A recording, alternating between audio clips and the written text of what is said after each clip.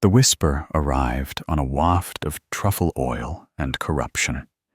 2 words on a folded linen napkin left beside a half-empty glass of $400 champagne. He knows. For the woman clearing the table, her world, so carefully constructed of feigned incompetence and a thick, melodic accent, tilted precariously on its axis. Her heart, a practiced and steady machine, skipped a single, treacherous beat. Her name, for the purposes of this gilded cage, was Lena. The embossed name tag on the breast of her crisp, black polyester uniform said so. It was a simple, soft name. A name that matched the gentle, slightly lost look she cultivated. An expression she had perfected in front of her bathroom mirror until it was a second skin. Her real name, Ilara Vogel, was a classified secret, buried deep beneath layers of fabricated history. A ghost who walked these opulent floors with a silver tray and a practiced, subservient smile. The restaurant, Aurelian, was a cathedral of wealth, perched 63 floors above the grinding, vibrant chaos of New York City. It was a sterile Olympus for the new gods of finance and technology, its vast panes of crystal offering a god's eye view of the sprawling metropolis. A kingdom of blinking lights that its patrons sincerely believed they owned. For Ilara, the view was a constant, stark reminder of the dizzying height from which men like Julian Croft could fall. Lena's accent was her primary tool, her shield, and her camouflage. It was a carefully modulated Swiss-German lilt, softened around the edges to sound less precise, more provincial. It was musical, and just thick enough to make impatient, important listeners slow down to repeat themselves, to assume a certain intellectual simplicity on her part. To men like Julian Croft, the king of this particular Olympus, that assumption was as natural and unconscious as breathing. He was a real estate mogul, whose empire was built on leveraged debt and shattered dreams. His face plastered on the covers of business magazines, his smile a predatory slash of perfect white teeth. He treated the service staff like ambulatory furniture. Their presence only registered when they failed to perform their function with silent, instantaneous efficiency. For him, they were not people. They were functions, amenities that came with the price of the meal. Marcus, the restaurant's manager, a man whose spine seemed to have been surgically replaced with gelatin, scurried in Croft's wake like a pilot fish trailing a great white shark. "Is everything to your absolute satisfaction, Mr. Croft?" He would simper, his voice slick with an ambition that curdled the air. He would hover, adjusting a fork by a millimeter, refolding a napkin that had been barely disturbed. His entire existence was a performance of obsequiousness. "The wine is acceptable," Croft might grunt, never once making eye contact, his eyes the flat, cold color of faded dollar bills, always scanning the room, calculating, consuming, assessing threats and opportunities. Lena felt the oppressive weight of that ecosystem every moment she was on the floor. It wasn't just Croft. It was the whole culture he fostered. She felt the systemic contempt in the way a hand would wave dismissively in her direction, in the casual snap of fingers that was meant to summon her, in the crumbs left on priceless upholstery without a thought. She navigated a minefield of microaggressions and overt condescension, all while maintaining a placid, smiling exterior. Her feet ached from the 16-hour shifts, a dull, throbbing pain that radiated up her legs, a constant, grounding reminder of her assumed station. But beneath the physical fatigue, a cold, diamond-hard resolve burned. This discomfort was temporary. It was a currency she was spending to purchase justice. She was here for a reason that had taken root 15 years ago in a quiet Zurich suburb. A flashback, sharp and unwelcome as a shard of glass, would sometimes pierce the monotony of her shift. She'd be polishing a wine glass, and suddenly she would be 12 again, watching her father, a brilliant architect, stare at a letter, his face pale and slack with disbelief.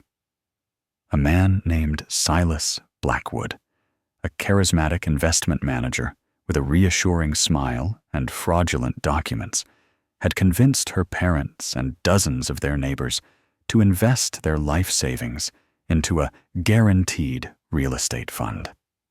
The fund was a phantom. The money vanished. Her father's spirit broke, and her mother's heart followed. The locket she wore, a simple, unadorned silver oval tucked beneath her uniform, was a constant, cool weight against her skin. Inside was a faded photograph of her smiling parents, taken a year before their world imploded. Silas Blackwood had disappeared, a ghost in the system. The experience hadn't just stolen her family's money. It had forged Alara's future. She had dedicated her life to becoming a different kind of ghost, one who haunted men like Blackwood and Croft. Her only respite from the crushing artifice of Aurelian came in the quiet, sterile-smelling service corridors, in the brief, stolen moments with Arthur. He was one of the building's janitors, a man in his late 60s, with hands gnarled by a lifetime of hard work and a kindness in his watery blue eyes that was as out of place in this building as a wild flower in a bank vault. He had worked in this tower for 30 years, long before Croft had bought it and slapped his name on the facade in gaudy gold letters. Arthur remembered when it was a building, not a brand. He often shared his break with her in the small, windowless staff room, the air thick with the smell of bleach and microwaved coffee. "Tough night, Lena?" he'd ask, his voice a low, gentle rumble. He'd offer her a piece of hard candy from a crumpled bag in his pocket, an oddly formal gesture that always touched her. "The usual," she would reply, her accent softening into something more genuine around him, the mask of Lena slipping just a little. "Mr. Croft is entertaining his associates." Arthur would shake his head slowly, his gaze drifting towards the scuffed linoleum floor. "Heard him talking on the phone the other day, bragging about his new Providence Fund. The future of affordable housing, he called it. A sure thing for the little guy." He pulled a glossy, tri-fold brochure from his locker. The cover showed a smiling, diverse group of people standing before a computer-generated image of a beautiful, modern apartment complex. Croft's face was in the corner, radiating trustworthiness. "Helen and I, we put what we had left in it. Our whole nest egg." He makes it sound so safe, you know? "It's a SEC approved and everything." He sighed, a weary, rattling sound. "With Helen's medical bills, we needed a miracle." The words landed like stones in Lena's gut. Helen, Arthur's wife, who was battling a second round of chemo. The little guy. The brochure felt obscene in its calculated deception. She looked at Arthur's hopeful, tired face, and the abstract numbers and shell corporations on her encrypted spreadsheets suddenly had a name, a face, a story. This wasn't just about her parents anymore. This was about Arthur. This was about now. The threat, when it finally escalated from systemic cruelty to a direct, personal attack, was as brutal and casual as she had expected. Croft was hosting a small, impromptu dinner for a handful of swaggering young men who mirrored his own arrogance. They were loud, their laughter bouncing off the sound-dampened walls like broken glass. They were celebrating a successful quarterly report, a fiction built on the life savings of people like Arthur. Lena was refilling water glasses, moving with the quiet efficiency she had mastered, her presence meant to be as unobtrusive as the subtle floral scent pumped through the vents. Croft was telling a story, his voice booming with self-congratulation. So the guy says, "But the prospectus guarantees a 10% return." And I tell him, "The only thing I guarantee is that I'm smarter than you are." His friends roared with sycophantic laughter. As Lena reached for an empty glass, her sleeve brushed a crystal carafe of water. A few drops, no more than a teaspoon, splashed onto the polished mahogany of the table. It was a minuscule error, barely noticeable in the grand scheme of things, but in Croft's kingdom, he was the only one allowed to make a mess. His head snapped around. The jovial smile vanished, replaced by a chilling emptiness. "Clumsy!" He spat the word, his voice low and venomous. He looked her up and down, his gaze lingering on her name tag, a sneer twisting his lips as he registered her accent. "What farm did they pull you from, sweetheart? Can you even comprehend basic instructions in English?" He turned to his guests, performing for them. "It's like they're letting anyone in from anywhere these days. No standards." He then looked back at her, his eyes boring into hers, and spoke with exaggerated, insulting slowness, as if to a toddler. "Get me a new napkin. Can you handle that? Or should I draw you a picture?" The heat of pure, undiluted humiliation washed over Lena. A tide of scarlet she fought to keep from her cheeks. The air crackled with tension. She saw the flicker of pity in the eyes of one of the younger associates before he quickly looked down at his plate. Unwilling to challenge the alpha, she simply nodded, her face a mask of placid servitude that took every ounce of her training to maintain. "Yes, sir." "My apologies, sir." But as she turned away, her eyes, sharp and trained to see detail in chaos, caught something else. Amidst the detritus of the table, the expensive watches, the glowing phones, the half-eaten plates of foie gras, was Croft's pen. It was a grotesque, ostentatious thing of gleaming gold and black resin, a limited edition Mont Blanc he used as a scepter to sign deals and intimidate subordinates. He had been doodling on a notepad while he talked. As his associate shifted in his seat, knocking the pad askew, Lena saw what he'd been drawing. It wasn't a random doodle. It was a symbol, repeated over and over with obsessive precision. A snake devouring its own tail. The Ouroboros. And next to it, a series of alphanumeric codes hastily scrawled. They meant nothing to the predators at the table, but to Ilara Vogel, the forensic accountant who had spent the last 6 months of her life hunting a ghost in the international banking system. They were a Rosetta Stone. The Ouroboros was the esoteric symbol used by a shadowy consortium laundering money through phantom real estate projects. It was the calling card of the very man she had been sent here to find. Her target wasn't just a common fraudster. He was a key player in a global network.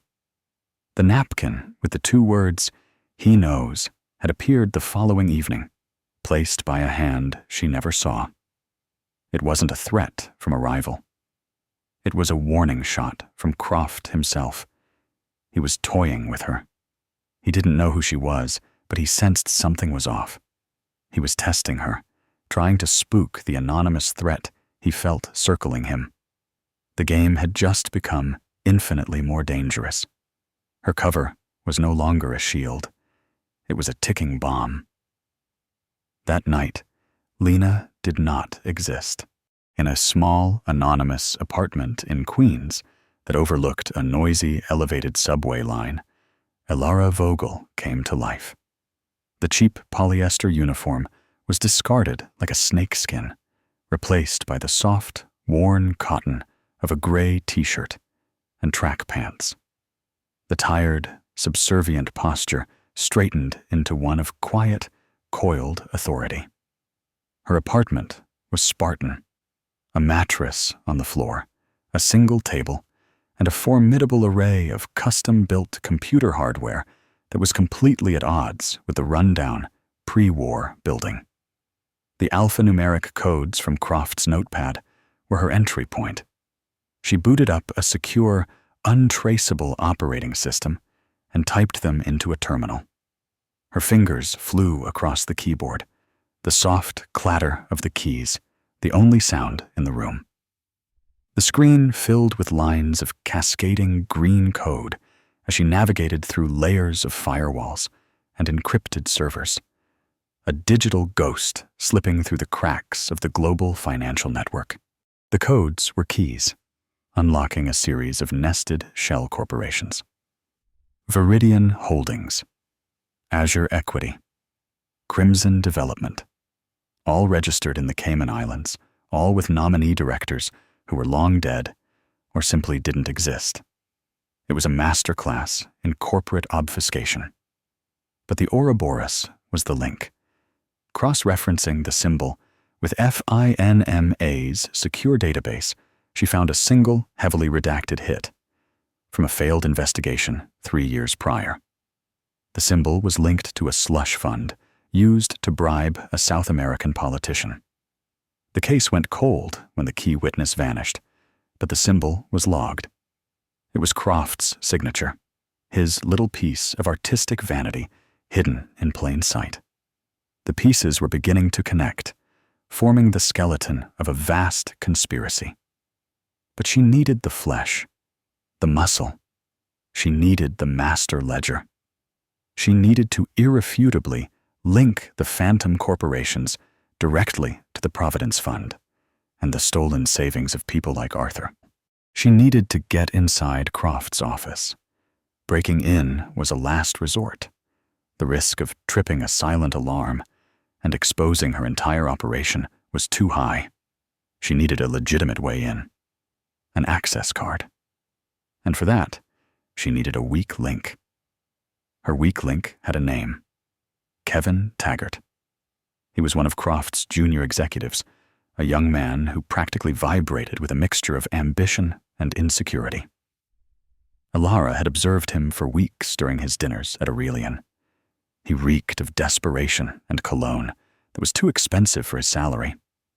He was always trying too hard to impress his boss, laughing too loudly at Croft's jokes, agreeing too quickly with his opinions. He was the perfect target for social engineering. The restaurant's annual Investors Gala was the perfect stage. It was a nauseating spectacle of wealth and self-congratulation, and her best chance to get close to Kevin. Elara, as Lena, moved through the throngs of people, a tray of champagne flutes held aloft. Her senses were on high alert, cataloging faces, snippets of conversations, the subtle dynamics of power. She saw Arthur standing by the service entrance, watching the opulence with a sad, distant look. He was on the overtime cleaning crew tonight. Their eyes met for a second, and he gave her a small, encouraging nod, a gesture of solidarity that strengthened her resolve. She began her operation. She accidentally bumped into Kevin near the bar, murmuring a flustered apology in her thickest accent. Over the next hour, she orchestrated 3 more brief, seemingly accidental encounters. A refilled glass, a cleared plate. Each time, she offered a shy, apologetic smile. She was planting a seed, making herself noticeable to him in her harmlessness. The final act was near the terrace. Kevin was trying, and failing, to impress a statuesque woman in a red dress. Alara saw her opening. She approached, ostensibly to offer them canapés. As she leaned in, she stumbled. A masterful piece of physical acting. A slight catch of her heel on the thick carpet. A gasp. A controlled fall that sent her tray of miniature crab cakes and caviar blinis crashing to the floor, splattering the hem of the woman's dress and Kevin's $1,000 shoes. The effect was instantaneous. A collective gasp. The woman shrieked. Marcus, the manager, materialized, his face a mask of apocalyptic horror. "You imbecile! You clumsy oaf!" he hissed at Alara, his voice a venomous whisper. "You are finished!" "I am so terribly sorry," Alara cried, her accent thicker than ever, her eyes wide with manufactured panic and brimming with fake tears. She knelt to clean the mess, creating a vortex of chaos and distraction around her. Kevin, seeing a chance to look magnanimous, waved a dismissive hand. "It's fine, Marcus. An accident. Don't be so dramatic." He helped the woman in the red dress dab at her gown. In that moment of manufactured chivalry, he carelessly draped his suit jacket over a nearby chair. This was the moment Alara had engineered. As Marcus continued to berate her, and a busboy rushed to help clean the mess, Alara's hand, unseen, slipped into Kevin's jacket pocket. Her fingers, nimble and sure, found what she was looking for. His corporate ID and access card nestled in a leather wallet. It was in her apron pocket in less than a second. A high-risk maneuver, but desperation had forced her hand. The note on the napkin had told her time was running out. Later that night, the tower was a silent, sleeping giant, its conscience tucked away for the night. Dressed in dark, nondescript clothing, her hair pulled back tightly, Alara approached a secondary service entrance. She swiped Kevin's card. A small green light blinked. A soft click. She was in. She moved through the darkened hallways with the silent grace of a predator, her senses alive to the low hum of the building's HVAC system, the distant wail of a siren on the street 60 floors below. She had mapped the security camera placements over weeks of observation, and she moved through their blind spots with practiced ease. Croft's office was on the penthouse level, a monument to a gargantuan ego. A desk the size of a small car dominated the room, its surface a pristine expanse of polished obsidian. The walls were glass, offering a panoramic view of the city he sought to conquer. But Alara wasn't interested in the view. She was interested in the computer sitting dormant on the desk. She approached the desk and saw her first major obstacle. The computer was state-of-the-art, but beyond the standard password, she knew Croft, a notorious paranoiac, would have more security. As she feared, booting it up revealed a 2-factor authentication prompt. A code was sent to his personal phone. It was an electronic dead end. But Alara had anticipated this. She hadn't just been observing Kevin. She had been studying Croft's every move.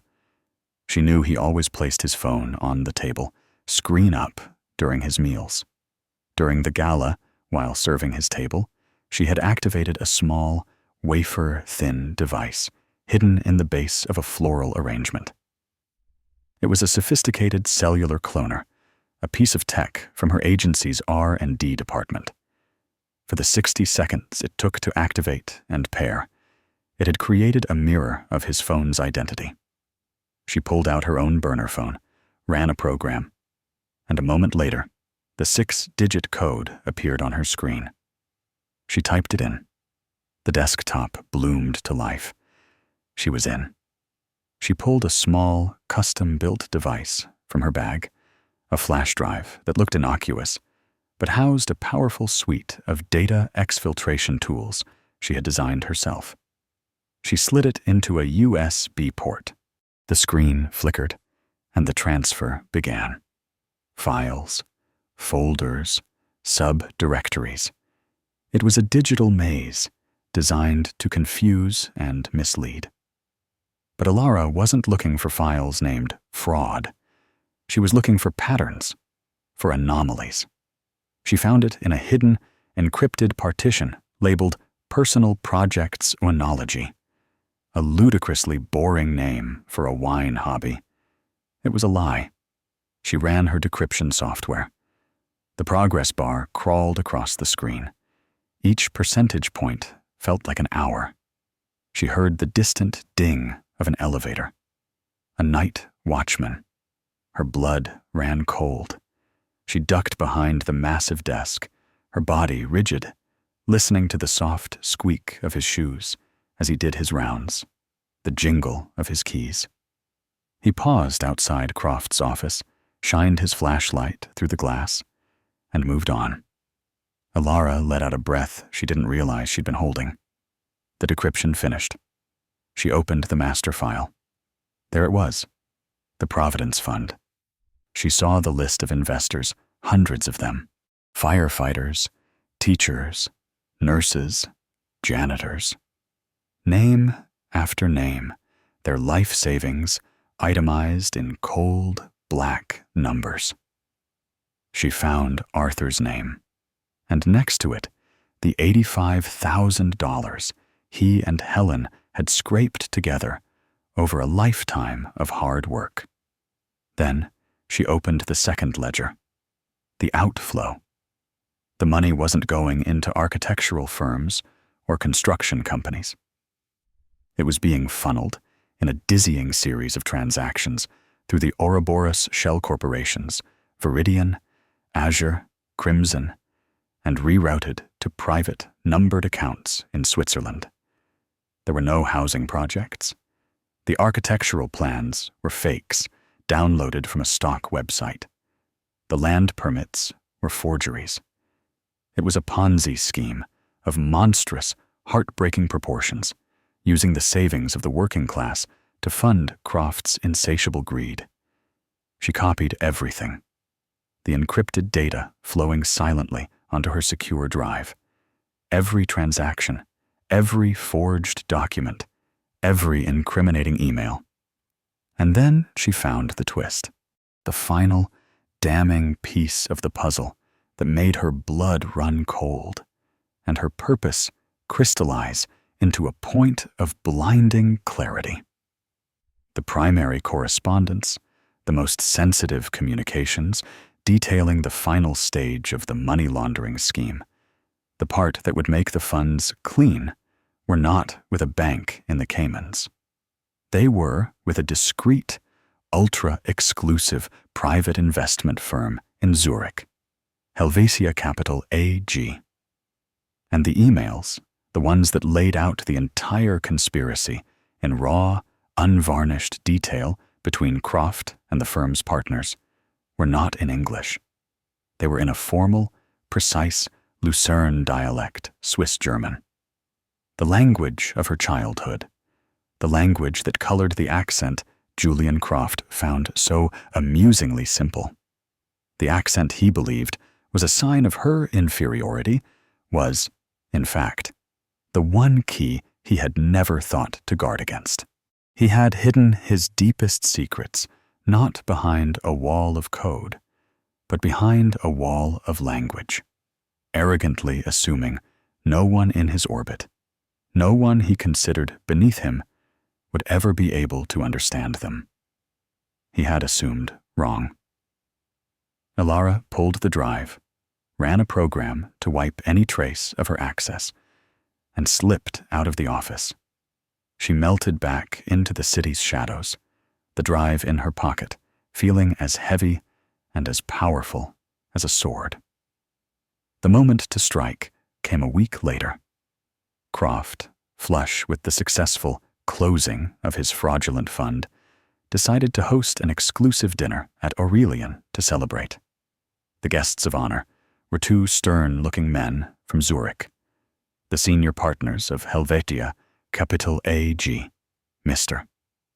Brandt and Mr. Fisher. They were the architects of the offshore labyrinth, the men who made Croft's theft possible on a global scale. The atmosphere in the private dining room was electric with power and money. The air hummed with the low murmur of self-congratulation and the clinking of expensive crystal. Elara, wearing her Lena persona for the last time like a suit of armor, served them their first course. She was a ghost gliding between them, her mind a cold, calculating machine, running through the final sequence of her operation. She had already alerted her handler. Agent Miller of the FBI's white-collar crime division and his team were on standby, less than 5 minutes away. Croft was at his most grandiose, his voice booming across the room. He held up his glass of vintage Bordeaux, the ruby liquid catching the light. "To the future," he declared. "A future built on trust, vision, and," he paused for dramatic effect, "mutually beneficial partnerships." Brandt and Fisher smiled thin, reptilian smiles. They murmured their agreement in German, confident in their privacy. Drunk on his own success and the fawning admiration of his guests, Croft's cruel gaze landed on Lena as she moved to clear his plate.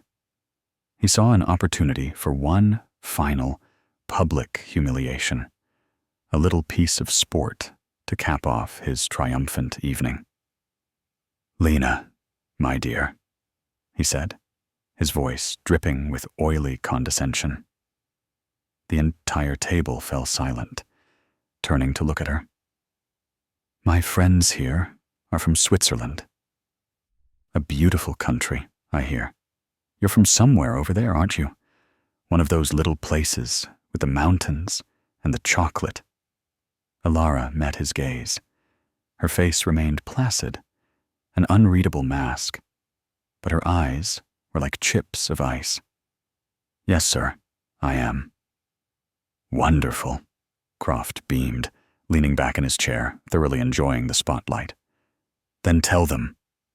Tell my friends here, in your charming little accent, just how much you appreciate the opportunities this great country and men like me have given a simple girl like you." This was it. The moment the universe had conspired to create.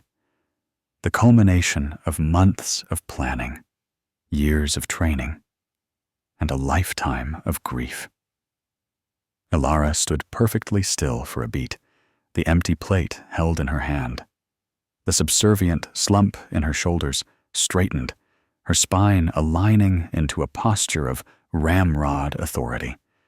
The gentle, lost look in her eyes sharpened into a laser focus. The Lena persona dissolved, burned away by the righteous fire that had been smoldering for months. She turned her head slowly, ignoring Croft completely, and looked directly into the eyes of Mr. Brandt. When she spoke, the voice that emerged was not Lena's. It was Elara Vogel's. It was a voice of pure, unaccented, and lethally precise Swiss German. The formal Lucerne dialect was unmistakable to the two men from Zurich.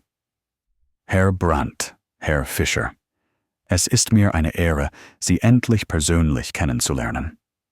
Mr. Brandt, Mr. Fischer, it is an honor to finally meet you in person. The two Swiss bankers froze, their wine glasses halfway to their lips. Their eyes widened in disbelief and dawning horror. This was not the voice of a waitress. This was the voice of their world, the voice of Geneva boardrooms and numbered accounts. Julian Croft's smug smile faltered, replaced by a confused scowl. He didn't understand the words, but he understood the sudden, radical shift in tone and power. "What the hell is she saying?" he demanded, his voice laced with irritation. Elara continued, her German cool and clipped, each word a hammer blow of truth. "Mein Name ist nicht Lena. Ich bin Elara Vogel, leitende forensische Ermittlerin der Eidgenössischen Finanzmarktaufsicht, FINMA. My name is not Lena. I am Elara Vogel, lead forensic investigator for the Swiss Financial Market Supervisory Authority, FINMA." The color drained from Brandt's face. Fischer choked on his wine. FINMA was the boogeyman of the Swiss banking world, a name that struck terror into the hearts of the corrupt. "What is she talking about?" Croft snarled, rising slightly from his chair. "Marcus? Get her out of here." But Marcus was frozen by the door, his jaw slack, utterly bewildered. Elara's gaze remained locked on the bankers. "Wir müssen über die Ouroboros-Konten sprechen," she went on, her voice dropping to a conspiratorial, chilling level. "Und über den systematischen Betrug der Providence Fund, in den Ihre Firma durch die Machenschaften von Herrn Croft bis zum Hals verwickelt ist. Ich habe die Hauptbücher. Ich habe die Transaktionsprotokolle. Ich habe die E-Mail vom 17. Juli, in der Sie die Überweisung von $5 Millionen auf das Konto Alpine Sunset genehmigt haben. Ich habe alles.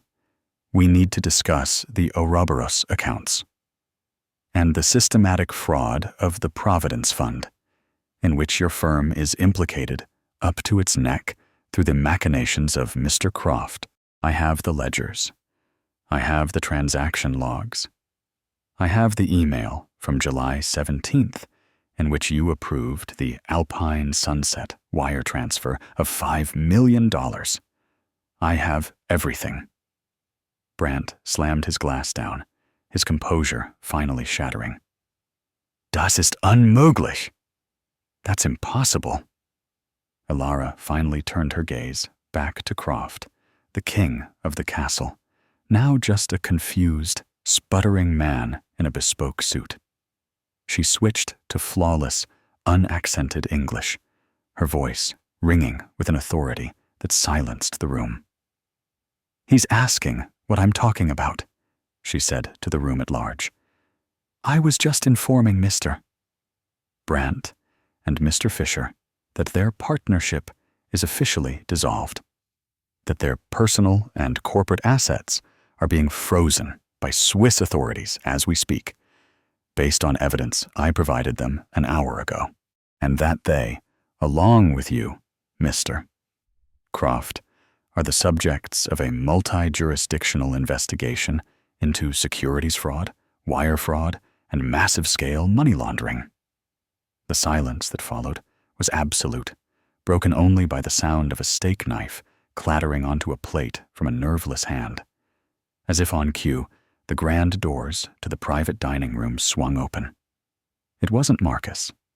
It was two men in dark suits with FBI credentials clipped to their belts, followed by a small team of federal agents who moved with quiet, practiced efficiency.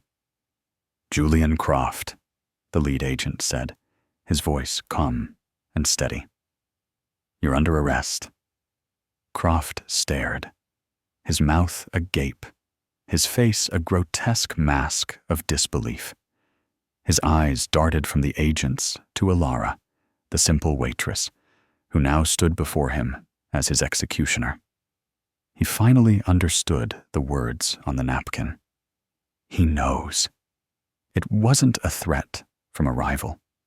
It was a promise from his judge. Alara held up the small, encrypted drive. "It's all there, Agent Miller," she said. "Every transaction, every shell corporation, every stolen dollar, and every name of every single victim." 3 months later, the gaudy gold letters spelling out Croft Tower had been removed, leaving faint scars on the granite facade. Aurelian was shuttered, its opulent furnishings destined for a liquidation auction. A court-appointed receiver was dismantling Croft's empire, piece by piece. The headlines spoke of a landmark case, a stunning victory against the kind of high-level corruption that so often seemed untouchable.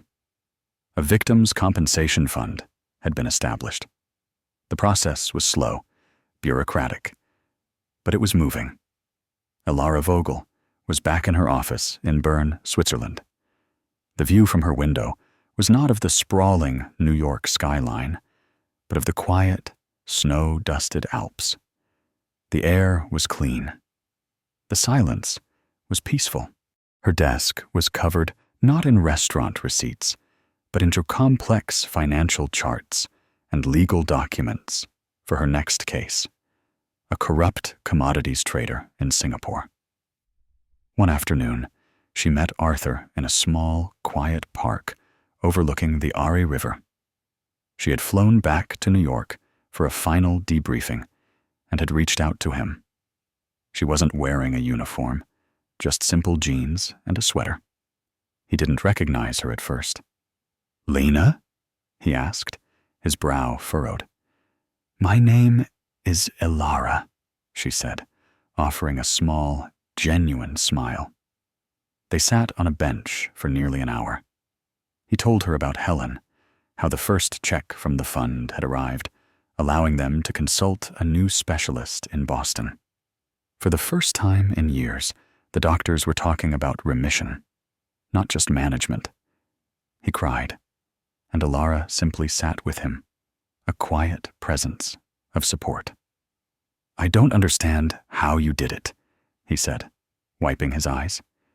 "You were just a waitress." "Sometimes," Alara replied, her gaze distant. "The people you're trained to ignore are the ones who are watching most closely." Back in her office in Bern a week later, a small, unassuming package was waiting for her. It was from Arthur. Inside, nestled in tissue paper, was a small, exquisitely hand-carved wooden bird, a European robin. With it was a simple, handwritten note. "Alara," it read, "so you can remember the little guy you fought for. Thank you for giving us our future back. Arthur." Alara picked up the wooden bird, its surface smooth and warm beneath her fingertips. She ran her thumb over the delicate carving of its wings. She placed it on her desk, next to a framed photo of her smiling parents she had finally taken out of storage. She looked from the photo to the bird, from the injustice that started her journey to the justice that was its result. Her work hadn't brought her parents back, hadn't erased the pain, but it had honored their memory. It had protected another family from the same fate. She touched the silver locket at her throat, a silent promise to her past, and a steadfast commitment to her future. Faith, she thought, wasn't about believing in a flawless world. It was about believing in the unwavering courage of the quiet, unseen people willing to fight, in the shadows, to make it a little less broken. And in that fight, she had finally found her peace,